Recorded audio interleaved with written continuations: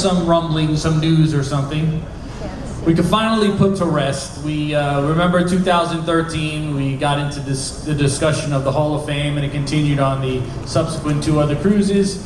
Congratulations, guys, you made it. You're in the Rock and Roll Hall of Fame. Almost 1 million of it. Almost 1 million. Do you have any questions for Yeah, thank you all for your patience. Justin, I'll start with you on this one. Okay. When the news broke, you were kind enough to issue a statement that I was able to get out to stations across the country. But how did you find out about it, and what was your initial reaction to it all? Well, Robert Norman, our agent, called me on, must have been the Saturday night. And I don't know, I was astounded, I was stunned, really. I mean, it's curious how, you know, on the Friday night, I couldn't care less, really, but on the Saturday, the whole world looked different. And it was a great thrill, you know. It is, and I'm very, very proud and very pleased. And, Why do you say that it looked different? I mean, did you, when it kind of soaked over you, I mean, did you go online? Did you look to see who the previous inductees were? What was it about it? No, I didn't really. I was aware of Nina Simone, that was all, being with us, and I just thought, well, she should be in some kind of Hall of Fame, whether it's the Rock and Roll Hall of Fame, you know, she's got to be somewhere. She's a legend, and she meant quite a lot to us. And me and Graham used to play her records when we shared an apartment together in the 60s. And yeah, so, no, it's just that I hadn't considered the possibility of it actually happening and what I would think when it did happen, that's all. That's all I meant. And Graham, for you, we spoke actually during the waiting period, if you will, a week or two beforehand. Same thing with you. Did Robert call you, or did you hear from one of your bandmates? No, Robert called me and he said, you know, congratulations, you can't say anything for a week. And that was tough. Oh man, I wanted to boast. So I only told 1, 2, 3, 4, 8 people a day. And John, I understand that when you found out, you and Justin actually had a conversation following the news. I mean, did the three of you speak initially thereafter that Yes, you found we out? did, yeah. Yeah, Actually, John and I were talking about something else, because we had something else on our minds, yeah. We were actually talking about the new Live from Toronto, Days to Future Past, and it was like, oh, by the way, congratulations.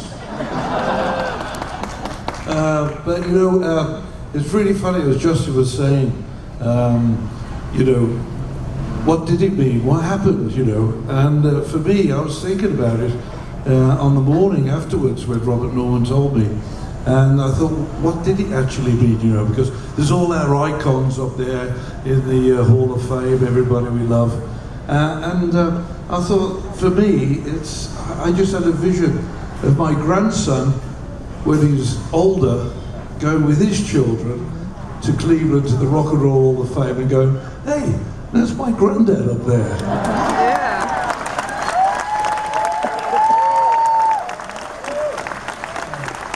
That's certainly something the three of you can share, because you're all grandfathers, and it must be a nice feeling, and it's going to be a great time. It's April 14th in Cleveland. So here we are, we're at sea, so kind of what happens at sea stays at sea. So do you know anything? Have they been in contact since? Do you know, are you going to perform? Let's start with that. Do you plan to perform that night? Because more times than not, the inductee will perform. There's been maybe 2 or 3 that have not. Will the Moody Blues be performing that night? Definitely.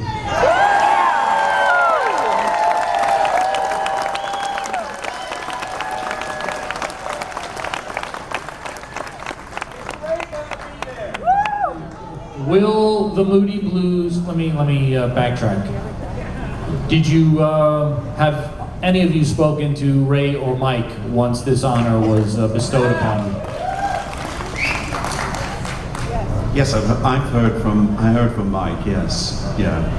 So that was nice. I heard from Ray. And you said you were going to call Ray right after we got off the phone. I did. I spoke to Ray, and he just wants to say thank you to everyone. And he asked me to thank you all for putting the vote in as he's sitting there at home in England.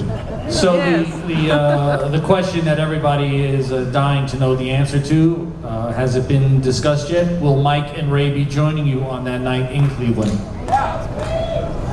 I would say the spirit is willing. I think you probably have to finish the sentence. Well, I'm sure the spirit is willing. You know, nothing's been said that can't be unsaid, or any. You know, there's no ill feeling anywhere at all, anywhere. So I can only say that the spirit is willing. Really, that's about it, isn't it? We'd love for him to be there, but it's a question whether it's going to be happening. It's for Mike and Ray. You know, It is. We are the Moody Blues here with Mike and Ray, and that's who we are.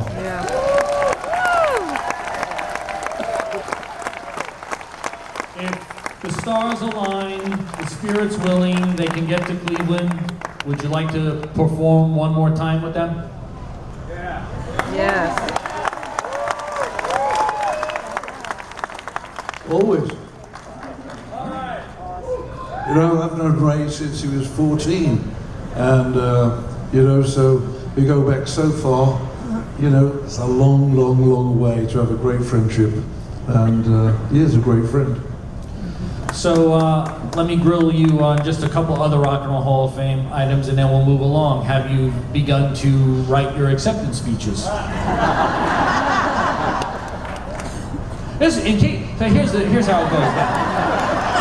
I've had to sit through 25 of these things. So you'll have somebody who will go up and speak on behalf of the band. Do we know who that will be? No, I don't. You don't. Well, who would I you? won't. Hey, we're the Three Stooges up here. You've asked about 6 questions in there, Sal. I know. None of which we know the answer All to. right. Who would you like to speak on behalf of the band? Anyone can feel free to jump in. I would, you know, if I had my choice, it would be one of the fans who's been with us. That's what. I'm not sure there's anybody else that I feel. Yeah, I feel it's somebody who's followed the band and who has a love for the band. Well, that's a lot of people. That's a We'll lot see. of people. All right. Have a lottery. Okay, and the last Rock Hall related question, and then a comment. You will, unless they've changed it, you'll be asked to probably play 3 songs. I'm not going to ask you what 3 you're going to play because that's not even up to you. They dictate that, sadly. It's Really? ridiculous, but Oh, I know. be that as it may. I don't know anything about this. Oh, We're learning now from Be you. that as it may. If you could say Screw that. you.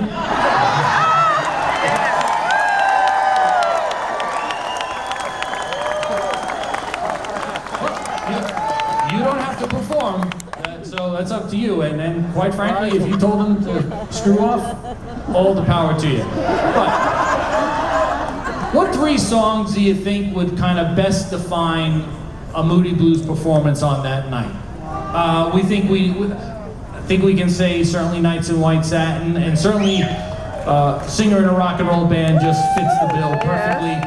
So there, I've helped you out with 2. What would be a 3rd? Tuesday.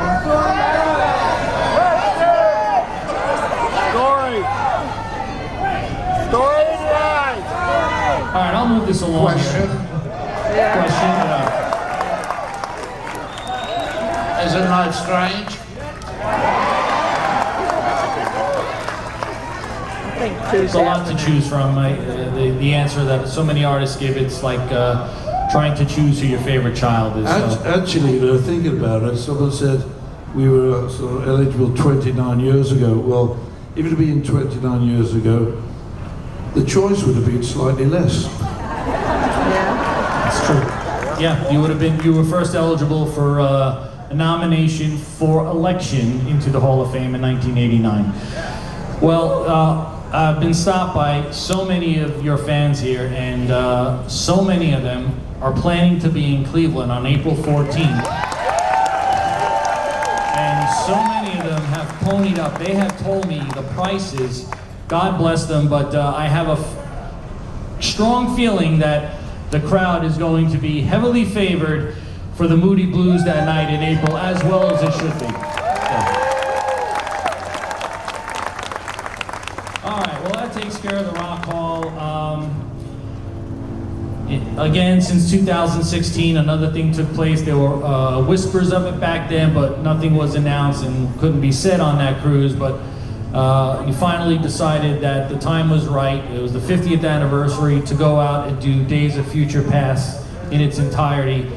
And Justin, I want to start with you because that was a question that I asked on previous cruises about doing an album in its entirety. And one of the things that you said were, you know, there are songs by Mike and Ray. So, you know, they're not here. Perhaps, I don't think it would work. I'm paraphrasing what you said. What tipped the scales? But what tipped the scales to you to finally say, wrap your head around doing this? What made it happen? Well, for one, I sang "Dawn Is a Feeling." That was the start of the album, of our songs.